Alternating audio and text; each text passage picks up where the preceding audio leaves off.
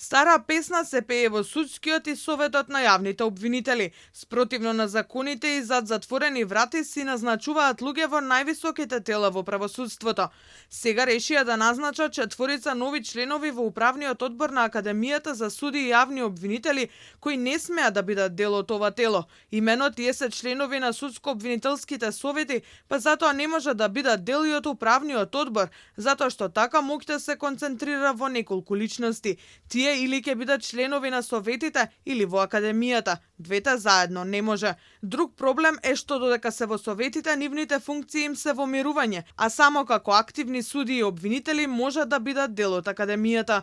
За жал, ова е некоја лоша пракса која што ја имавме во минатото и за која што како граѓански сектор сме реагирале дека функциите не треба да се повторуваат и членовите на советите да бидат и членови на управниот одбор на Академијата.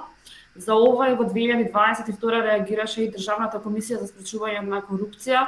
Конкретно беше за назначување членови на судскиот совет во делот на управниот одбор, односно и за ВД директор на Академијата, пошто беше констатирано дека постои судир на интереси. Реакцијата следи откако во врвот на Академијата беа ставени Ханив Зендели и Антоанета Димовска од Судски и Душица Димитриевска и Башким Бесими од Советот на јавните обвинители, чии судско-обвинителски функции се во мирување. Коалицијата Сите за правично судење бараат антикорупцијска да постапи и за овој случај. Главниот состав на управниот одбор на Академијата има мандат до крајот на ноември месецот, така што ќе следиме што понатаму ќе се случува. Секако тука е Државната комисија за спречување на судирни интереси против корупција, која што се надевам дека и под допрен глас би преземале соодветни действија со оглед на надлежноста која што ја имаат. Меѓутоа, во секој случај до крајот на месецот ќе видиме дали советите ќе се произнесат и ќе преземат одредени активности по однос на ова прашање или сепак ќе мора да